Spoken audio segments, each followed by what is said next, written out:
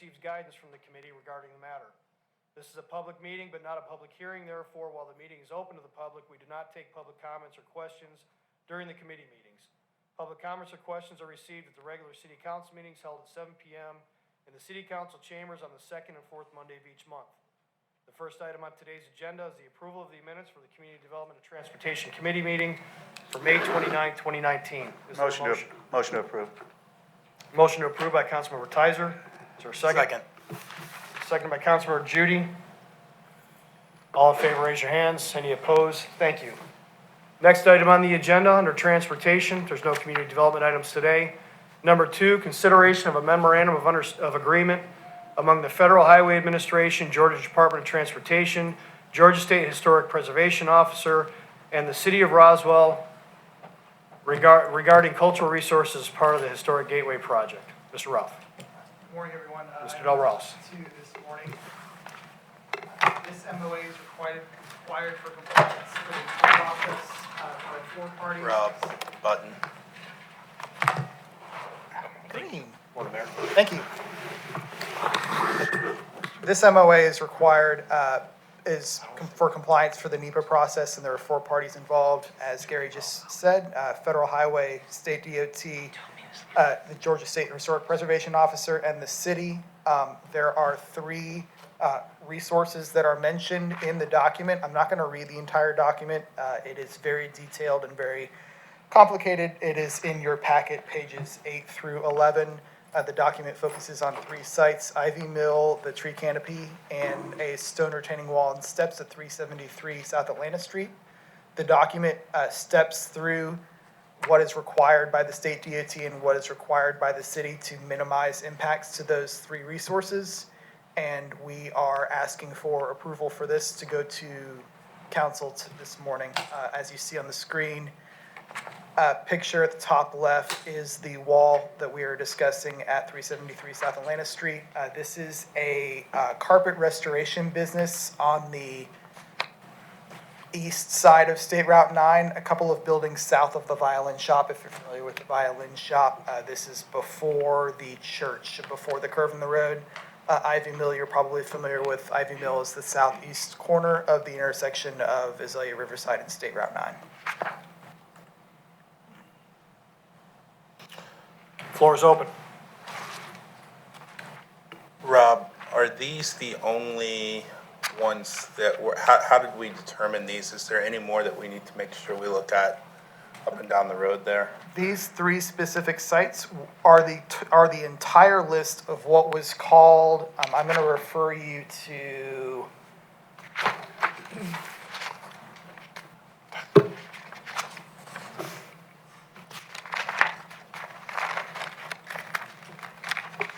give me 1 minute.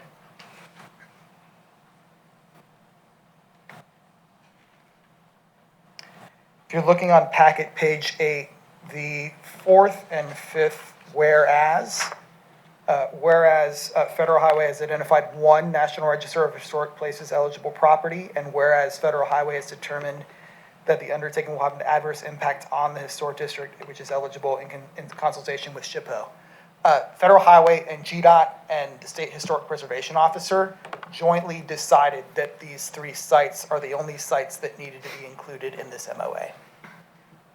Okay, so, all right, so no, there wasn't any input from the Roswell Historic Society or HPC or anybody?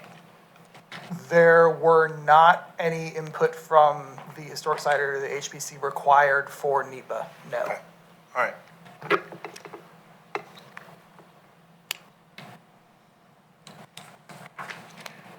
Moving forward. Motion to approve? Motion to approve, move forward by Councilmember Judy. Is there a second? Second. Second by Councilmember Wilsey. Any further discussion or questions? All in favor, raise your hands. Thank you. Thanks, gents. Item number 3, discussion of Georgia 400 Express Lanes project. Item number 3 this morning is an update for you on the Express Lanes progress. We have had multiple meetings since the PIOH with the state DOT and their consultants. A couple of takeaways from those meetings that we needed to update you on. First, their concept is moving forward, so their concept still shows a southern express lane partial access south of Holcomb Bridge along with a reconstruction of the Holcomb Bridge interchange within their scope. The final form of that interchange is still up in the air. We've seen a couple of different concepts on that. We've seen the sketch you saw at the PIOH with the loop ramps and the flyovers. We've also seen a different version of that, which is a DDI, and staff is working with the state and trying to finalize exactly what that scope will look like. One of the key points in our discussions that we're hoping to get guidance from you tonight this morning is whether the city is interested in funding aesthetic improvements to the Holcomb Bridge, new bridge, and whether the city is interested in funding aesthetic improvements to the Southern Express Lane partial access bridge between Old Alabama and between Grimes Bridge. GDOT has been very consistent in that they are open to including those requests from us, but they will not pay for them. This is a consistent approach they're also using with Alpharetta and with Sandy Springs. Just to familiarize with what we've talked about in the past, the pictures you see on the screen, these were renderings done by our consultant within the pattern book. We talk about the pattern book a lot. The pattern book was a document that was completed in 2013 to come up with a lot of the uniform aesthetic looks that you see today on Holcomb Bridge. What we constructed for the westbound through lane project just east of 400 between Holcomb Bridge near Market Boulevard and Old Alabama, with the look of the crosswalks, the look of the sidewalk, the look of the temporary fence that we have over 400 right now. All of those decisions and all of those points were originally created by the pattern book. What you see on the screen are snippets from the pattern book and what the pattern book recommended for the long-term bridge replacement for what Holcomb Bridge could ultimately look like. Top left is a view from 400. Top right is from overhead, and then you see a couple of other different views from the road, from the driver's perspective itself. So that's currently what staff is approaching, is what we are. Let me say that again.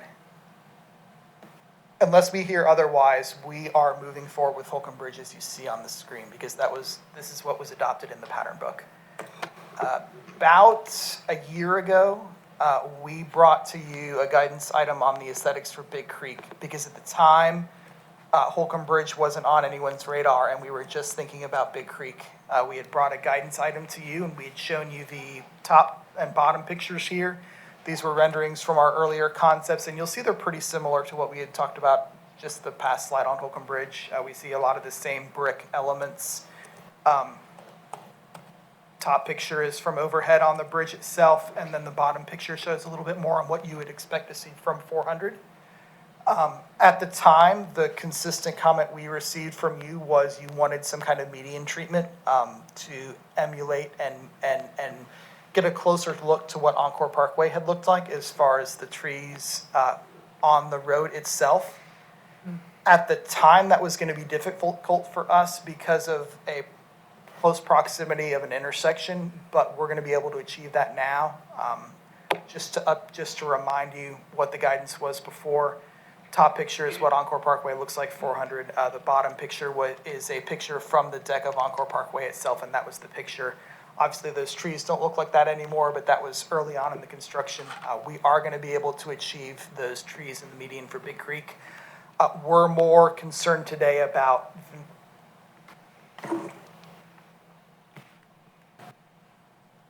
the view from 400 itself, and then say the view from the shoulder of the bridges with the fence, with obviously Alpharetta has their Tennessee Fieldstone look with the columns here. What we're hoping to get guidance from you today is there one of the two projects that you feel better about as far as either the look of Big Creek that you saw last year or the look of Holcomb Bridge from the pattern book from 2013? If you like one of those two looks, we can easily take that and match it across all three bridges, understanding that we're paying that cost. That would probably be the easier of the two and the least amount of effort for staff. If you wanted to take the look of Holcomb Bridge in these pictures and apply that to Big Creek and apply that to the southern connection. Option two would be,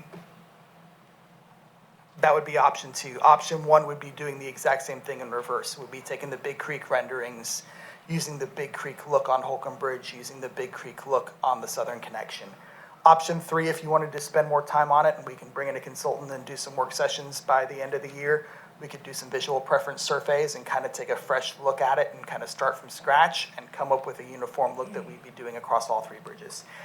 And of course, this is all assuming that we are assuming that you will want to spend money and not accept these standard gray GDOT style bridges, since these are structures that will probably last us for the next 30, 50 years. As staff feels that this is an opportunity for us to spend a little bit of money and get something closer in look to other interchanges along 400 that our neighboring cities and neighboring CIDs have spent money on in the past.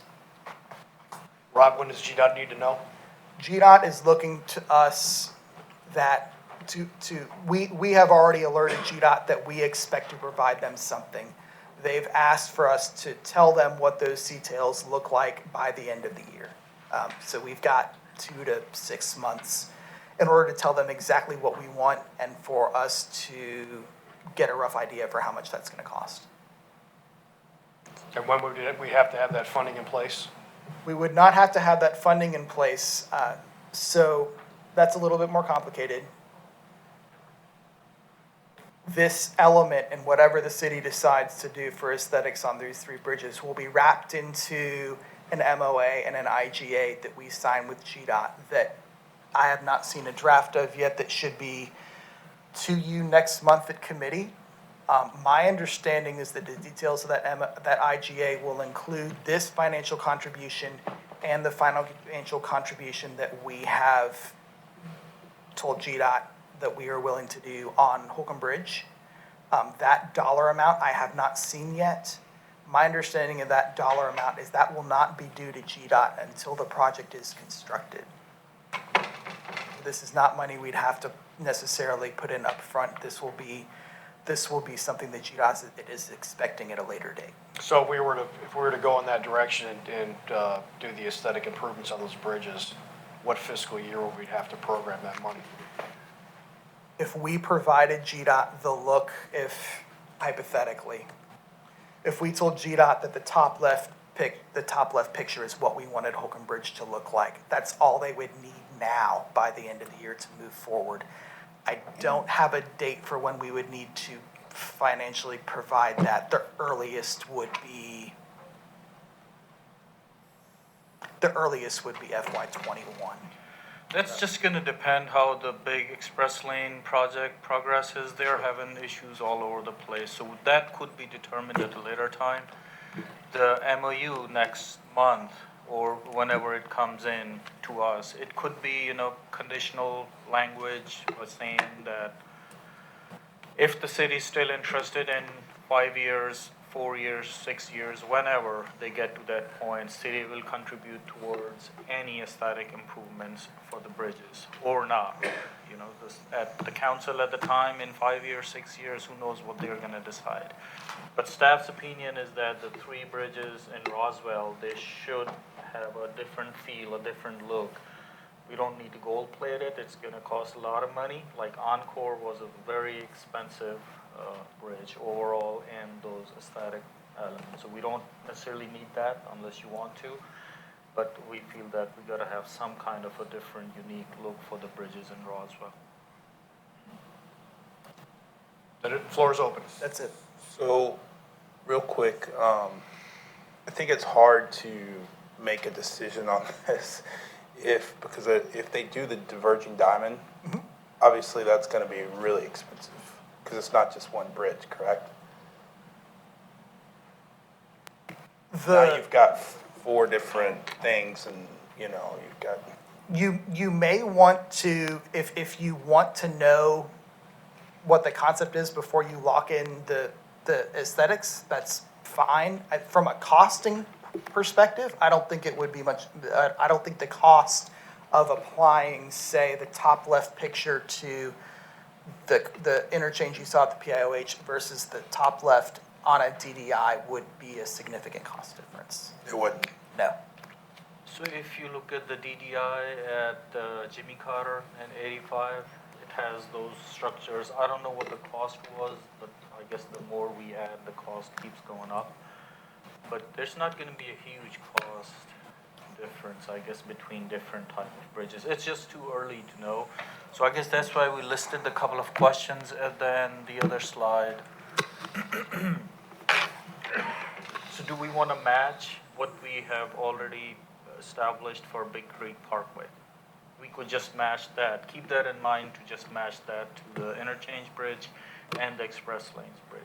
Or we could do a much in-depth effort of re-looking at all three bridges and, hire a consultant and go that route. So either is fine, and it would be very helpful if we had some idea on the third bullet. What are we looking at, how much we think is reasonable to spend just on aesthetics? Well, it'd be tough. So if you look at the pattern book, what would the pattern book cost to do that? It'd be hard for me to say, yeah, that's what we want to do, or yeah, we should take it to the public, or yeah, we should do this, unless we know what that would cost on Holcomb Bridge and Big Creek and the other one. Is it $1 million? Is it $2 million? Is it $3 million? I'm a little scared to give you a number on this, but I would estimate the top left picture more than $1 million, but less than $3 million. It is significantly less than Encore Parkway. So you could be looking at Encore Parkway is north of $3 million. $7.5 million extra for 3 bridges. If it was at 2.5 a You bridge. could. Remember that Big Creek is already kind of included. So Right. if we're looking at it from the perspective of what additional money the city would be obligated to pay GDOT, we're only looking at 2 bridges, not 3. Because Big Creek's ours, and there's an element of additional aesthetics on Big Creek that we've already baked into that scope. I think it's very important that it does look very nice, good. I just don't, I think there's a lot of unanswered questions here to answer those 3 questions for you. For GDOT. It sounds to me like we should schedule some work sessions and do some additional work then. I would appreciate it if you'd come forward with a baseline. So let's use Big Creek as the baseline. Sure. And, the cost on that, so you transfer that to the Southern Bridge as well as Holcomb Bridge, and we can go up or down from there. But I think it'd be helpful, because I just remember having these conversations before. It's a little like diving into doing a logo again. It's Right. So I guess at least we are agreeing that we want to have a different and unique look, Yes. and we want all 3 bridges to look the same. we've got an opportunity now that Right. And they may not look the same, but they'll have the same maybe theme. Right. So we will not do a work session. We will take this item, we'll bring it back next month, using Big Creek as a base, and talk about better, more accurate numbers for if we applied Big Creek to Holcomb Bridge and Big Creek to the Southern Express Lane connection, what that would look like. I'm not sure if we're gonna have time to give you a rendering of what that would look like, but roughly on the order of magnitude, is that a $2 million additional cost to the city, or is that a $5 million cost? And we'll go from there. But we do have time on this one to work, right? We do have time. Our initial reaction to GDOT's schedule was, if there wasn't a clear consensus here about what the bridges would look like, we would need some time to do some work sessions and some surveys. But it sounds like we're pretty close, and that once we show you more information on what Big Creek would look like with dollars next month, we may be able to agree on that. Thank you.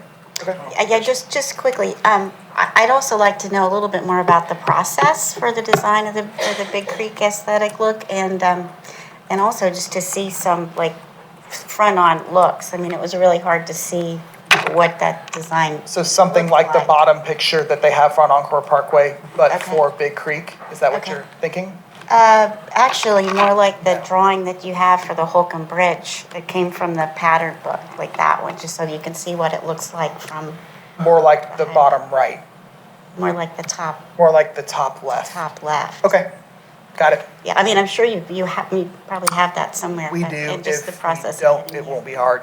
Okay, yeah. I mean, I just think this is a great opportunity to kind of, unify and welcome and give us a real distinctive. This is an opportunity we don't have very often. It's a once in a and lifetime I agree.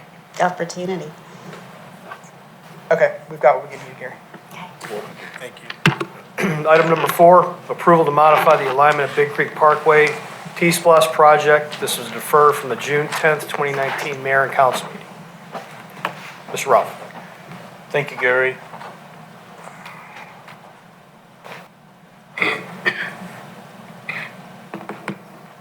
So this is the Big Creek Parkway. So if you remember, several months ago, we went through that pause and unpause of the project because a lot was going on in the corridor and we just wanted to wait and see.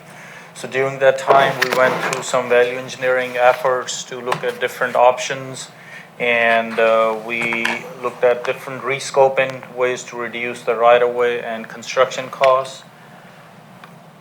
So as we, we brought this back at the committee in March, a couple months ago, and it got approved, but then we learned there were some questions, some concerns, so we thought we'll bring it back to a committee versus a council, so that's why we are here.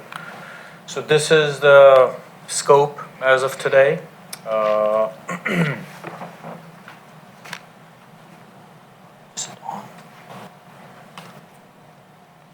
So the solid yellow, so this is Holcomb Ridge, east-west, 400 north-south. The solid yellow line is the intersection of Holcomb Ridge and Warsaw. So that has been part of the project. We want to improve this intersection with turn lanes to move the traffic a little bit more smoother in the area. Then the existing alignment as proposed initially was have a roundabout on Warsaw Road and build a brand new road. It took a few apartment buildings and then went over the wetlands on bridge structures and then a little connection down to Old Holcomb Bridge Road, then a bridge over Georgia 400, and then going back off the Kimberly-Clark campus and meet Old Alabama Road at the traffic signal where Holcomb Woods Parkway is, and then continue, just improve existing Old Holcomb Woods Parkway all the way to Holcomb Bridge. So remember, the need and purpose of the project is to provide an alternate to the very congested interchange here of 400 and Holcomb Bridge. So this is as of today. So what we are proposing to change is now this. So the solid yellow intersection improvement of Holcomb Bridge and Warsaw, that stays. We're suggesting to keep it in. The piece, the brand new road, the blue, solid blue line on the east side of 400 from Old Alabama going behind Kimberly-Clark and over 400, that piece stays the same. But then rather than having a new road on bridge structures over wetland and taking apartment buildings, we're going to loop it around, suggesting to loop it around, go south and then use the existing, improve the existing Old Holcomb Bridge Road and then come out here at an existing traffic signal of Holcomb Bridge and Old Holcomb Bridge Road. So still do the intersection improvement at Holcomb Bridge and Warsaw, the solid yellow line, and then do the solid blue line. And then we were also suggesting to exclude the Holcomb Woods Parkway Because, again, the need and purpose of the project is to provide an alternate to the congested interchange. And this solid blue line still provides that. So Holcomb Woods Parkway, it exists, it's 4 lanes already. It has some sidewalk, not all the way. It'd be nice to do a complete street on it, but of course everything we do costs money. And knowing what else we could do with money, we were suggesting to exclude the Holcomb Woods Parkway piece out of it. So what we are proposing is the solid yellow line and the solid blue line. The dotted dashed yellow line here, Holcomb Woods Parkway, and then these two like connector roads here to the north of Holcomb Bridge and south of Holcomb Bridge. These are future phases. Sometime in the future we could look at those. So this is a new slide from last time. So we wanted to clarify what we were initially suggesting for Holcomb Woods Parkway. So like I said, this is now Old Alabama Road, north-south, and this is the traffic signal at Old Alabama and Holcomb Woods Parkway. So Holcomb Woods Parkway from this point on Old Alabama, traffic signal all the way to Holcomb Bridge. It's a 4-lane section with some sidewalk, not all the way. We were suggesting to make it a 2-lane section because the Big Creek Parkway, the new road, is going to be a 2-lane section. So this could be 2 lanes, but then with all the complete street features, buffered, we're actually suggesting buffered bike lanes, trail on one side, sidewalk on one side, and have all the necessary turn lanes because we have the width already. So like I said, it'd be nice to do, but of course it costs extra money. And we just thought that for now we could live without it. It would still function. So again, the proposed alignment is to use the existing old Holcomb Bridge Road upgraded and versus building a new road, and then connects to Holcomb Bridge Road versus Warsaw, and then exclude Holcomb Woods Parkway. So the proposal as it stands today would save an estimated $17 million in the TSPLOST funds, and it of course reduces the wetland impacts and requires much fewer displacements. So this little table at the bottom, you have seen it before. This is the top line is the current alignment, and then the proposed alignment by staff as of today. So the projected ADT, the average daily traffic, that's about the same. So we still get the same benefit with a whole bunch of savings. And right-of-way costs, it's like reduced into half. The construction cost is like 25% less, 10 million saving. Total cost saving is 17 million. And then in the schedule-wise, there is not much of a difference there. It's about the same. And roadway length, it's about half a mile longer, but we just don't think, and the traffic study showed that it's not that much extra for people to avoid. And then bridge length, of course, it's significantly less in the current proposal. So this was really a 2-part item. As we presented back in March, we were also talking about a different project delivery method. Normally we do design, bid, and construction. For this one, it would be more appropriate to use a design build way of procuring.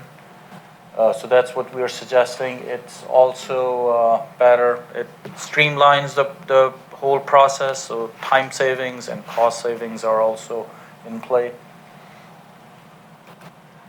So again, we are recommending 2 changes: the alignment as I briefed, and then the project delivery method. And again, the TSPLOST projects would fund this modification completely.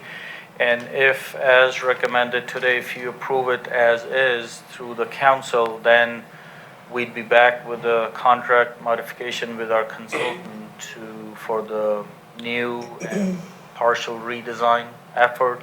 and that's the cost of that 1.5 million. The 17 million estimated savings is on top of that number. So that's how it's presented.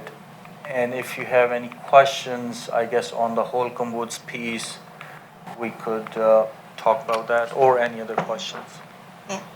Floor is open. Okay, so what percentage, I guess, of that $17 million savings is saved from the Holcomb Woods Parkway portion? Not doing anything. We're looking at 2 million. Okay. I guess and my other question, my biggest concern is how does that change the function of, or what impact does it have on the function of Holcomb Woods Parkway?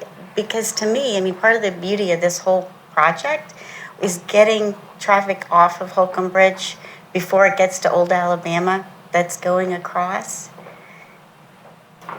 If you're going eastbound, if you're going westbound, that's the area where traffic starts to back up, getting to Old Alabama and to the 400 interchange.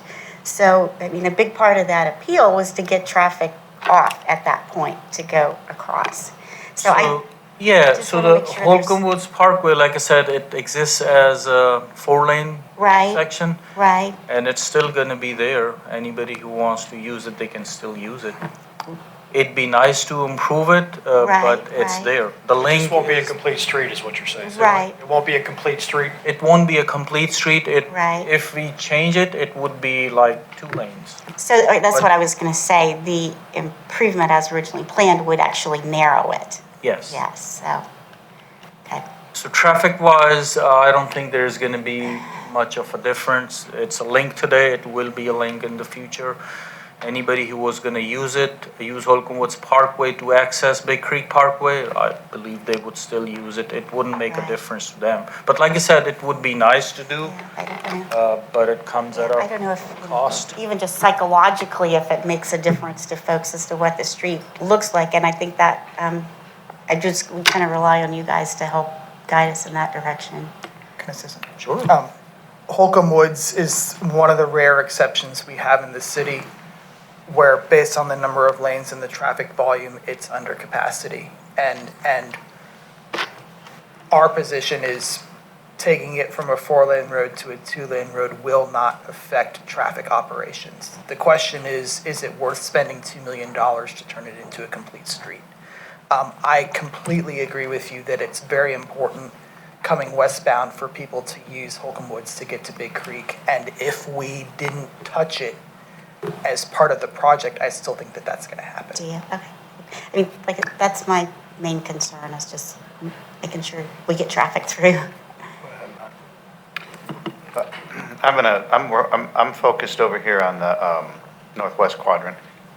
And what's always struck me, what I'm very, very interested in, is the potential, for economic development of that quadrant when we create both more frontage to 400, but also, what we create in that little triangle at the bottom.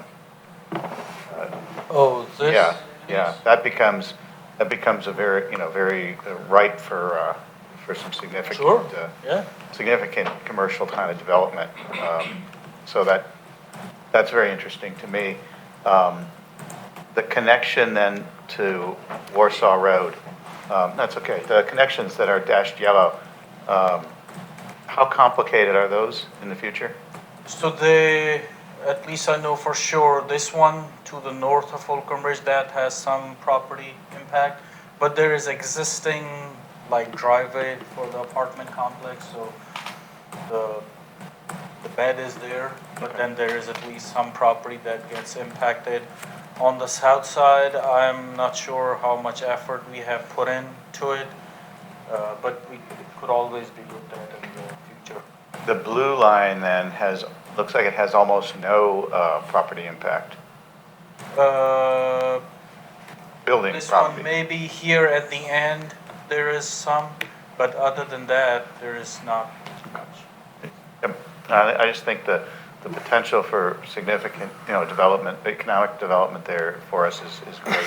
That's a very good point, because the existing alignment it's already either developed or it's wetland, so there's not much opportunity there. And I like not taking it, I certainly like not taking it through the wetlands.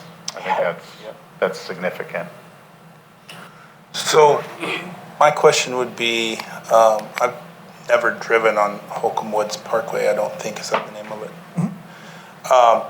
Is there sidewalks and bike lanes on that street now? There's no bike lanes, I believe. There's some sidewalk, but not all the way. Isn't a big portion of this to connect pedestrian-wise, to get people and bike-wise across, wasn't that a big part of this going forward to get people across the Greenway and across Holcomb Bridge more safely? Yeah, so that still was not gonna happen, even if we were doing the Holcomb Woods Parkway. And again, that's also a very good point. So for many years, we have been wanting to connect the Big Creek Park to the river because it involves crossing of Holcomb Bridge, and we're still not sure where is the best place to cross Holcomb Bridge. But in my mind, if there is a place, it's either Old Alabama. So the intersection of Holcomb Bridge and Old Alabama, that's like one of the biggest intersection, very heavy. That's like the closest, the shortest distance between the Big Creek Park and then the river area. And we already have a wider path along Old Alabama Road. So either it crosses at grade at Holcomb Bridge and Old Alabama, or if you have seen some of our old concepts of an underpass at Market, that would be ideal, because then the bicycles and pedestrians, they won't have to be with the traffic. So in future, that crossing is going to come into play as part of one or the other project. But talking about the Holcomb Woods Parkway, complete street, it still does not provide any crossing to Holcomb Bridge. So people coming up this side of the street, up the sidewalk, the only benefit you're telling me would be that they get to go on a complete street around the Holcomb or the Connection Shopping Center versus up the street and taking a right. Pretty much. Is there any way, I would think that if we're going to do this, we should at least look at making sure there is some bike lanes and complete sidewalks on that street if we're going to do it. But even if we don't do a complete street, but yeah. So it doesn't necessarily have to be complete street, but I totally agree that the sidewalk, it should connect all the way. There is pieces that are missing. We could always pick those pieces up as part of the sidewalk program. So that's an option. okay. We could use. I think you can easily zoom out and look at it a little bit bigger picture. And if you come Holcomb Bridge Parkway onto Holcomb Bridge, you've got 7 branches right across the street. And there's already a sidewalk that we've just built on Holcomb Bridge that would go up to Eves Road. Sure. Which would give you direct access to the river. I realize it's the long way around, but in the absence of ideal, I think that might be something, a good way to kind of use this project to get access to the river. Sure. I've got a couple of comments. One is with this complete street, that would be ideal, that if we could do a complete street. However, we've done some amazing things just connecting sidewalks and restriping roads. So it would be very effective and very cost efficient if we looked at Holcomb Woods Parkway as far as restriping it for bike lanes, maybe parallel parking along there. So you leave the roadbed the same way it is right now, but you just make it more bike-friendly and pedestrian-friendly by connecting the sidewalks. And it does give folks alternatives to coming around this way as opposed to going down Old Alabama. Because one of my concerns if you look at where the blue line stops, it stops at Old Alabama and Holcomb Bridge. Right. Well, those are our problems now. Right. So I am much more concerned about seeing because this connection's already made, and we can restripe the road, add sidewalks, and it's going to be very effective. That striped section, I just feel very strongly that Old Holcomb Bridge Road has to connect to Warsaw. If it doesn't, we're dumping everything out right there onto Holcomb Bridge like we always have, but we're adding all of this in. The other thing that I think that that's going to do when we talk about economic development is not only do we have a frontage road now in 400 that we really have to look at zoning for, but also it's going to do that south triangle, but it's also going to open up above the blue line for economic development. And when folks come in and look at spending millions and millions of dollars in developing in there, I think that connection to Warsaw Road is going to be extremely important. Sure. So that's a reason we are keeping it in Right. as a future phase. It needs to stay in. And for projects in areas like this where there's so much is changing and there is so much potential, if we do things in phases, that could be very helpful. We would just want to see when this gets built, as suggested, what's the impact? And after that, we could decide how urgent that is, priority-wise. Where would these little future connections would rank, and we could always work on them later. And I like what you said about Holcomb Woods Parkway. We could do like a lane diet or road diet project on it because it's 4 lanes, and we don't necessarily need those 4 lanes, especially knowing that Big Creek Parkway is just going to be a 2-lane road.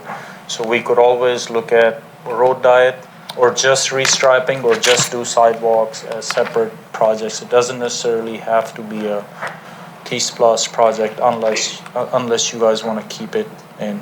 Can you pull it up on Street View, Mohammed, Holcomb Woods? You can see what it looks like. Well, while he does that, I would agree on the connection into Warsaw. I wonder if that development starts, how much developer contribution we could get to make that last connection.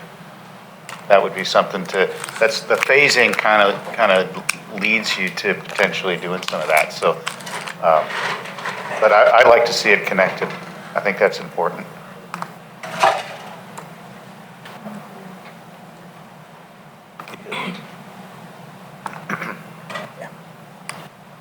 So this is how it looks today.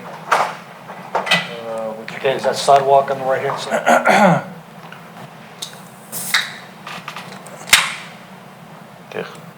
Yes. So yeah, there is sidewalk on both sides here. This is looking toward Old Alabama Road, I believe. No, opposite. This is looking towards Holcomb Holcomb Bridge. This is approaching Holcomb Bridge. That's Holcomb Bridge. At the Yes, top of the okay, hill. so that's Holcomb Bridge. This is where a traffic signal exists.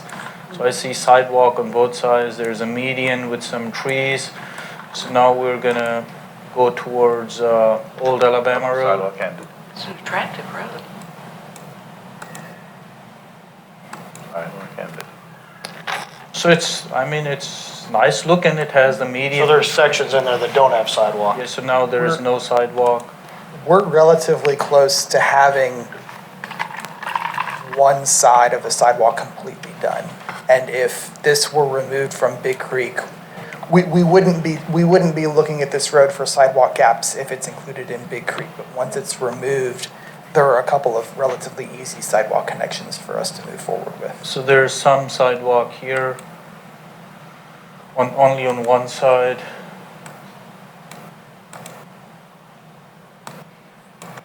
So, for staff, I guess we are proposing what we think is the best. The only reason is we think there is higher priority, other TSPLOST needs where the money could be spent. But really, if you guys want to keep it in, we can keep it in. But staff recommendation is as we proposed it before and as we are proposing it now, to basically exclude Holcomb Woods Parkway. My take on it is if you look at it, it's a pretty good looking street. I mean, it's got trees in the middle. I think you could clean it up, restripe it, make sure the sidewalks connect, make sure the bike lanes are there, and then keep it in for future complete street, once we are able to do it.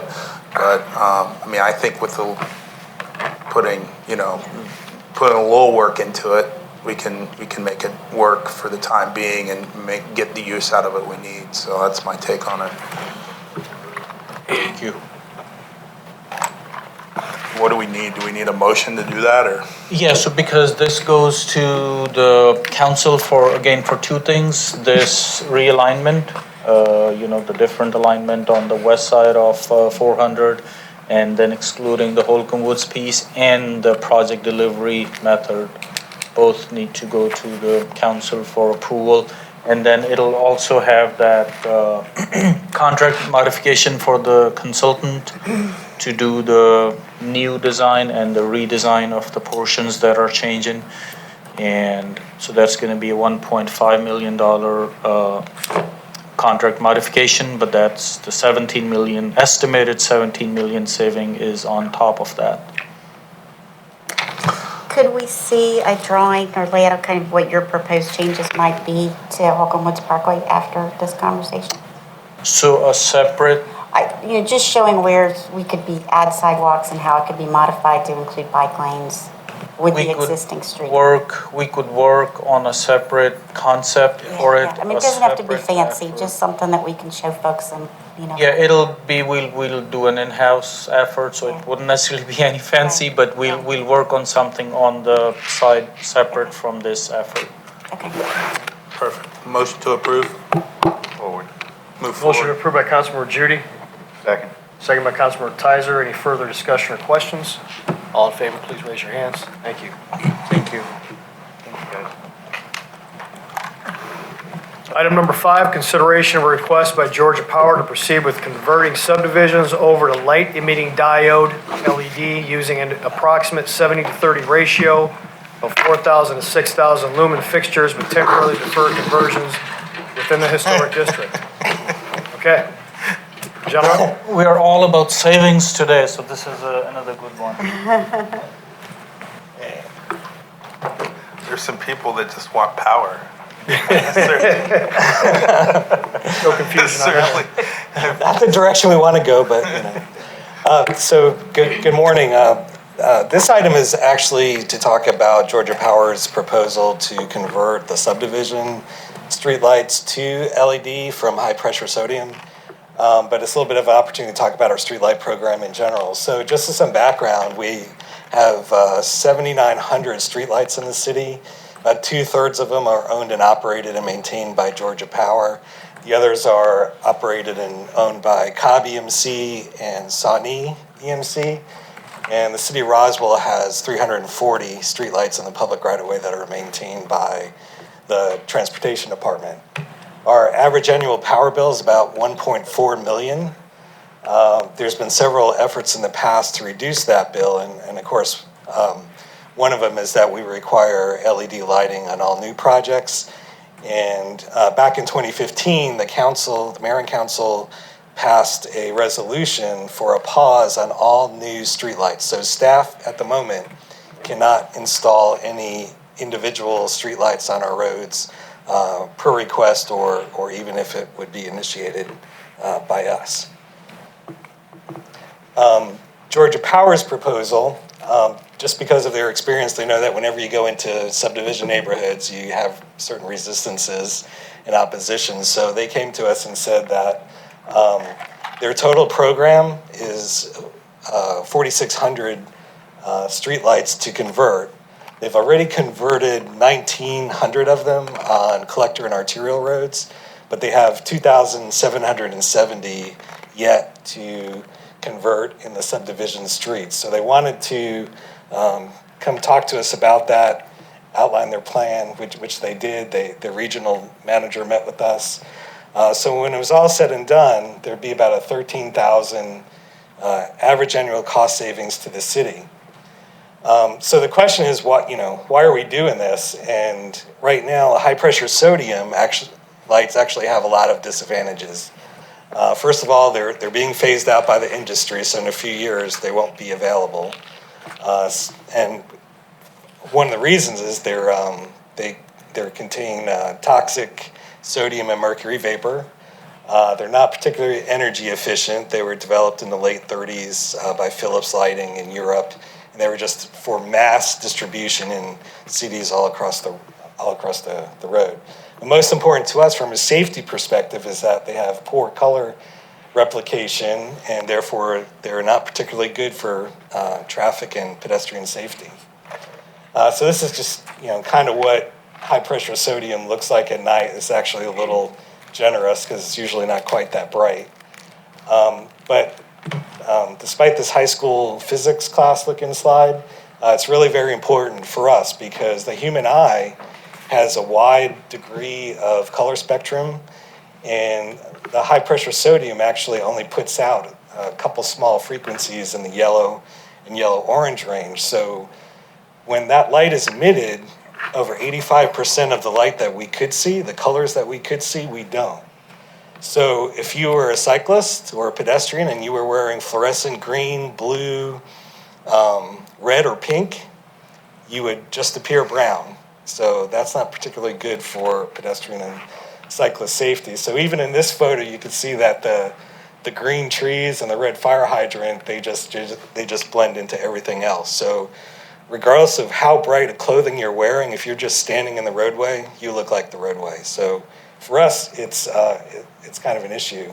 So this is what we're talking about. We're going to take those high pressure sodium bulbs, and they're going to replace the fixture with a LED light engine that's at the top of the fixture, and it's going to be much more facing downward light. So you're not going to see the light source itself until you're actually standing right under it.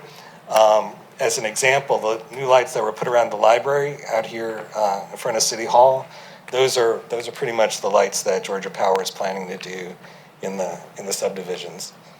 So there's been a lot of talk. I know, Mary, you've received some comments through your office. We're trying to use the warmer spectrum of the LED lighting. A lot of the lighting that you've seen at gas stations and other places are in that blue area. It's kind of a bright white, bluish white. We're actually talking about a warmer white that's got a little bit of yellow in it. So we call it kind of in the 2800 to 3000 Kelvin range. Kelvin temperature is really a little bit of an arbitrary scale. It goes from 0 to 10,000, the warmest being towards the 0 side. So this is what Georgia Power is going to do, or they're planning to do. They're going to convert the 51 100-watt fixtures to 4,000 lumen LEDs, and then the remaining 2,700 to 6,000 lumen LED fixtures. This is a table of the full program, so this is how the 13,000 annual savings shakes out.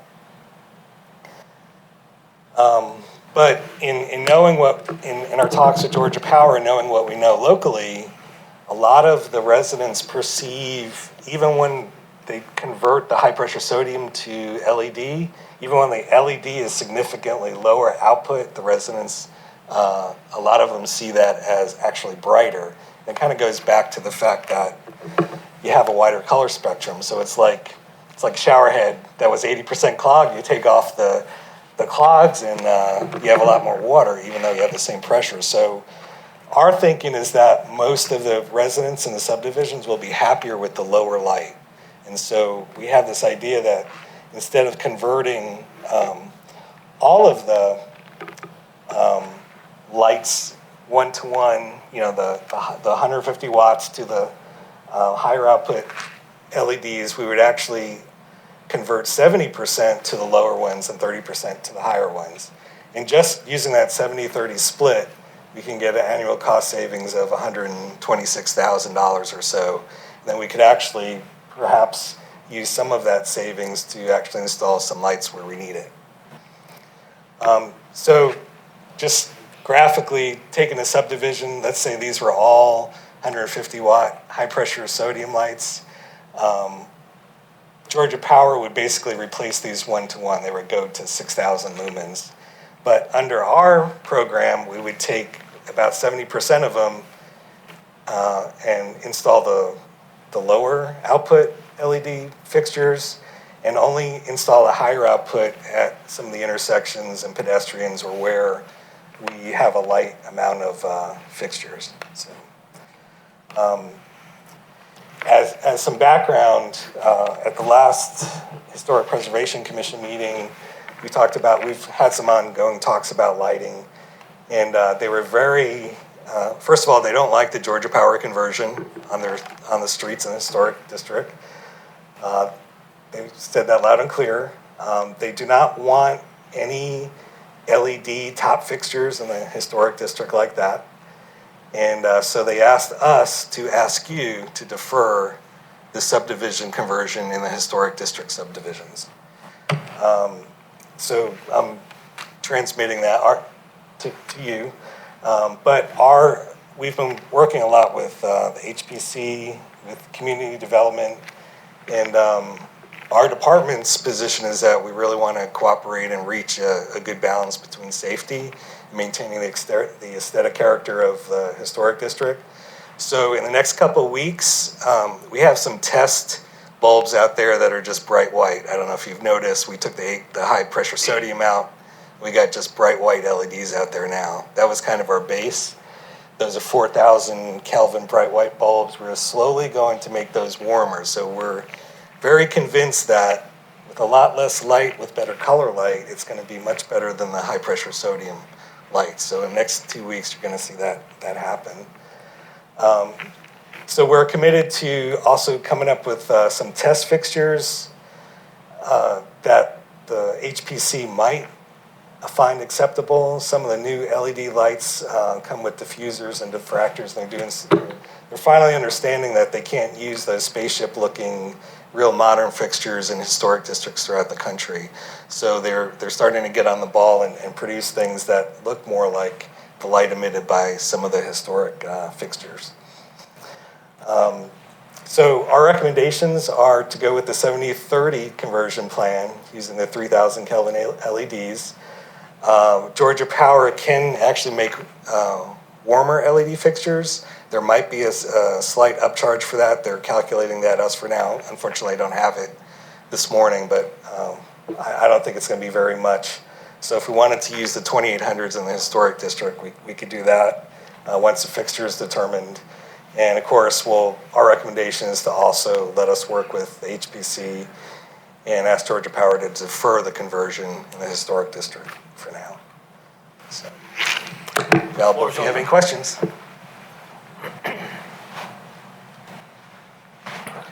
So, I mean, I can,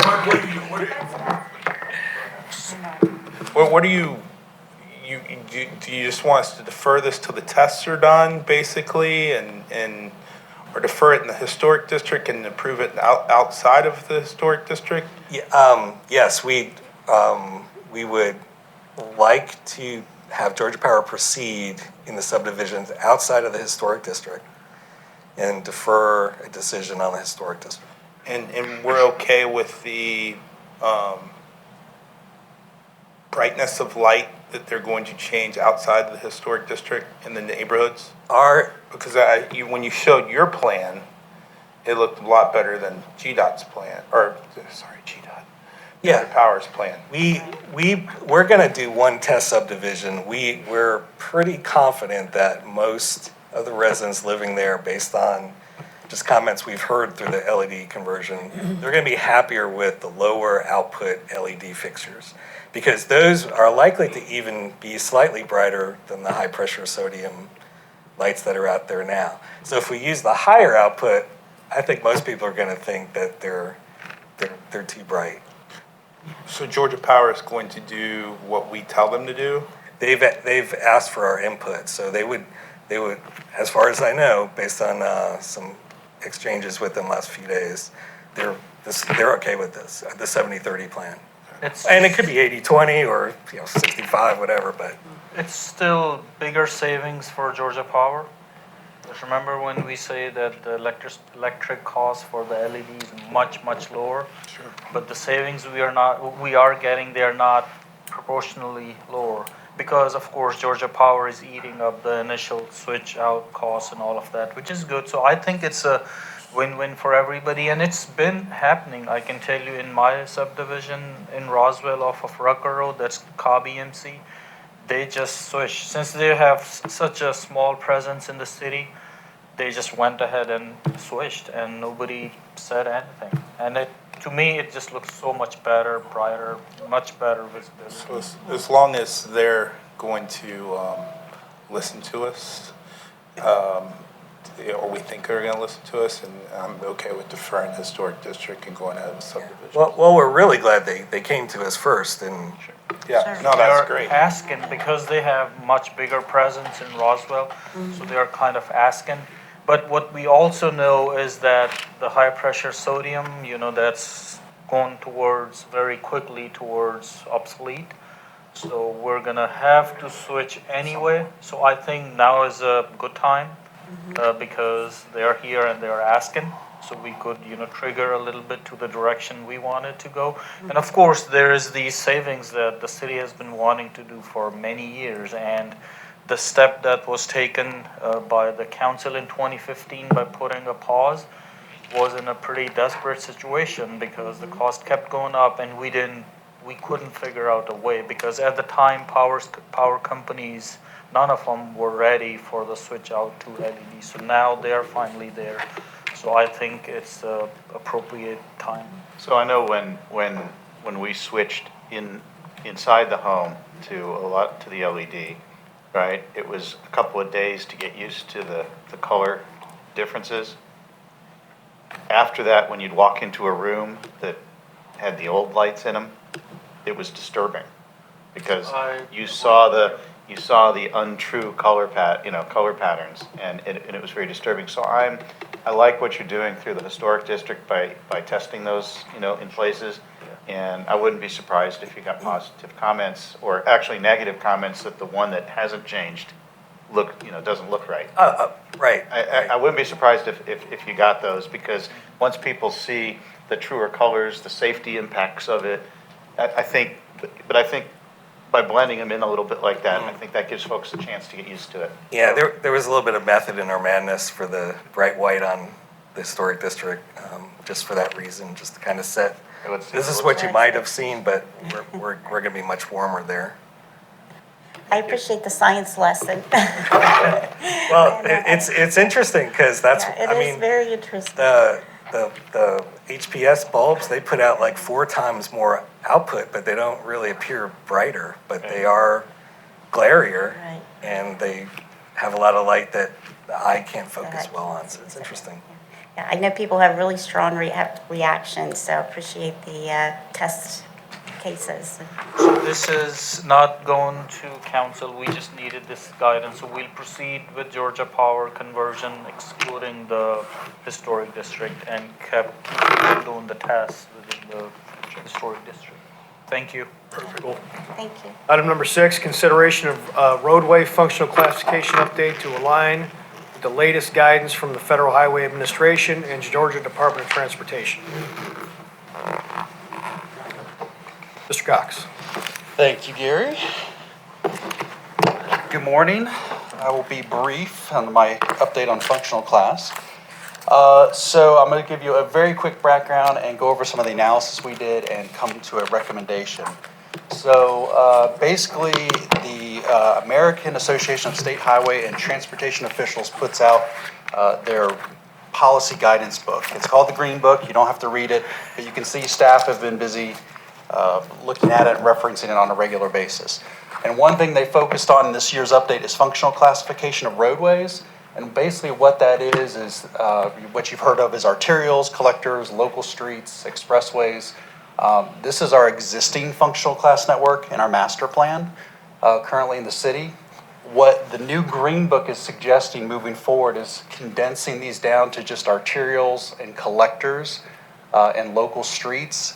And one thing that make it even more confusing is other versions of this exist. Like GDOT has their own version. It has things like major arterials, minor arterials, principal arterials, minor collectors, urban, rural. There's like a dozen different classifications. We've kept it fairly simple. The new Green Book is making it even more simple. So we want to try to adopt our policies based on that. But before we get into all that, we wanted to refresh our network and our master plan based off traffic. You know, traffic changes over the years, and we haven't looked at this in a couple of years. So we wanted to just look at some of the changes. We are recommending about 18 different classification changes on segments of road. I'll be glad to go into any of these in more detail. But basically, we are suggesting 2 of the roads downgrade from a minor arterial to a collector, 2 upgrade from a local, residential street to a collector, and then about another 14 or so upgrade from a collector to a minor arterial. And I can go through all these individually if you like, but I figured this is easier to look at it in a map.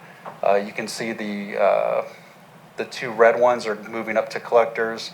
The blue is the ones that are downgrading right by the high school at Centennial and Commerce Parkway. But the bulk of them were upgrading to minor arterials throughout the city to come to kind of a more consistent network according to the Green Book, so we can make our design policy changes moving forward. And one thing that we wanted to do as a next step, actually let me just show you very briefly an example. This is just Azalea Drive. This is how we came to this analysis very quickly. That's how many cars are on it a day. That's the lane width. And these are the criteria set. There is some overlap. It's what we determined was the character of the road. Some of these roads in our city may not appear to be a minor arterial. They may not appear to be a collector, but we kind of made a judgment call based on the traffic and the character of the road. So in this case, with 10,000 cars a day, it easily falls into the minor arterial. The lane width is pretty consistent, so that was how we determined the recommendation. So we're recommending that you guys approve these changes. We can update our master plan. And also one of our key next steps is we're going to start working on looking at the section of street types in our UDC at a later date. Because if you recall, in our UDC, we have these various typical sections, road types with sidewalks and bike lanes, and we want to start revisiting that, and we want to make sure our network is up to date based on the latest traffic information. Floor is open.